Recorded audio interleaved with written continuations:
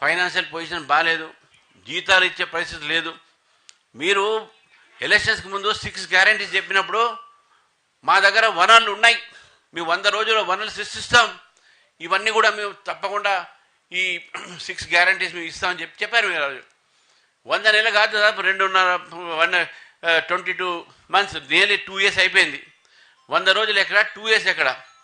మీ financial position ఏమి improve ఉన్నాయి? Davos బైరో 70,000 కోట్లు తీసుకొచ్చామని చెప్తున్నాను. ఎక్కడ పోయినాయి ఆ 70,000 కోట్లు? మొన్న ఎక్కడో మలేషియా, సింగపూర్ పోయి వచ్చారు, అక్కడ కూడా మీరు 10,000 కోట్లు వస్తున్నాయని చెప్పారు. అన్నీ ఇక్కడ తెలంగాణ తీసుకొస్తారు. 2 సంవత్సరాలు మీరు అన్నీ తిరిగారు కదా, ఎన్ని కోట్లు వచ్చిందని చెప్పండి. నాకు అనుమానం అయితే మీరు ఎంతైతే ఖర్చు పెట్టిన రానుపోను అవి కూడా రాకపోవచ్చు, మన రాష్ట్రానికి అది కూడా రాకపోవచ్చు. సో కాబట్టి స్టేట్లో ఉన్నటువంటి ఒక ఆర్థిక వ్యవస్థ ఈరోజు మొత్తం కూడా నిర్వీర్యం అయింది because of your mismanagement. ఏ కొత్త ప్రాజెక్టులు లేవు, కొత్త కార్యక్రమాలు లేవు. మీరు ఏదైతే ఎలక్షన్స్లో అనౌన్స్ చేశారో అవి కూడా మీరు దాన్ని అమలుపరచట్లేదు.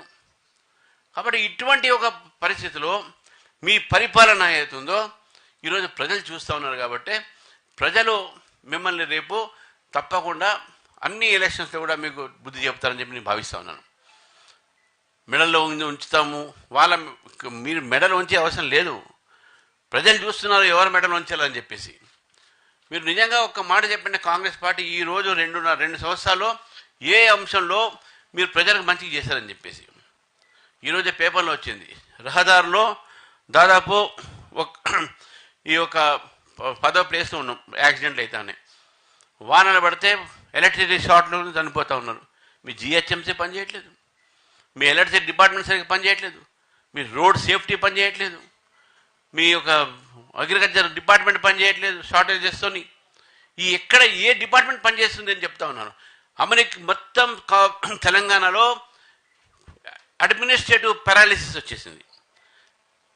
ఇది ఇక్కడ పరిపాలన పక్షవాతం వచ్చింది. పరిపాలన పక్షవాతం ఈరోజు తెలంగాణలో ఉంది. కాబట్టి ఈ పాలసీ పారాలిసిస్ ఒకటి ఉంటుంది.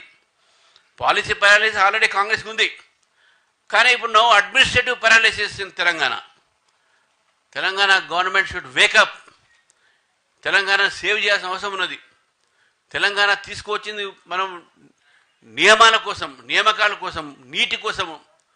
ఆ నియామకాలు సరిగ్గా చేయట్లేదు. కోర్టులు మరి చివాట్లు పడతా ఉన్నాయి. పాపం సెలెక్ట్ అయిన వాళ్ళు ఏడుస్తున్నారు, సెలెక్ట్ కారంలో ఏడుస్తున్నారు.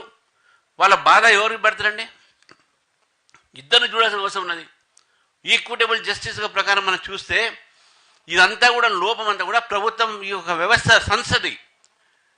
టీఎస్పీఎస్సీ పేరు మీద ఒకేమో పేపర్ లీకేజ్ గత ప్రభుత్వంలో, ఈ ప్రభుత్వంలో హోప్ బ్రేకేజ్, ఆశాభంగం. అటు పేపర్ లీకేజు, ఇటు హోప్ బ్రేకేజు, 2. నిజంగా ఆశ్చర్యం అనిపిస్తుంది. ఈ ప్రభుత్వానికి కొద్ది కూడా సెన్సిటివ్నెస్ లేదు. టైంకి పరీక్షలు పెట్టరు. జాబ్ క్యాలెండర్ డిమాండ్ చేస్తుంది బీజేపీ, వాళ్ళు కూడా చెప్పారు పెడతామని, అనౌన్స్ చేస్తారు, కానీ దానికి ఇంప్లిమెంటేషన్ లేదు. గత 11 సంవత్సరాల నుంచి Telangana is without any group 1 officers. ఆ రోజు గత ప్రభుత్వం ఏపీఎంఎస్ ఎగ్జామ్ కరెక్ట్గా టీఎస్పీఎస్లో ఈ గ్రూప్ 1 ఎగ్జామినేషన్ పెట్టుంటే పిఎస్సి పబ్లిక్ సర్వీస్ కమిషన్ ఈ పార్టీకల్లా మనకు conferred IAS and IPS officer మన రాష్ట్రాలు ఉంటుండే. They are not conducted. Loss ఎవరికి? తెలంగాణకు, తెలంగాణ యువతకు, తెలంగాణలో ఉన్నటువంటి విద్యార్థులకు ఇది ఒక నష్టం జరిగింది జస్ట్ బికాజ్ ఆఫ్ యువర్ ఈ యొక్క దీంట్లో. కాబట్టి నేను ఈరోజు ఈ ప్రభుత్వాన్ని కోరుతా ఉన్నాను, భవిష్యత్తు తెలంగాణ యువతది. ఆ యువత గురించి మీరు ఆలోచించండి. ఇండస్ట్రీస్ నిర్మాణం చేయండి, వాళ్ళకి ఉద్యోగాలు లేవు. ప్రైవేట్ సెక్టర్లో కూడా ఉద్యోగాలు రావట్లేదు. What is the administration you are doing? Congress party has utterly failed. Rural సెక్టార్లో ఫెయిల్డ్, అర్బన్ సెక్టార్లో ఫెయిల్డ్.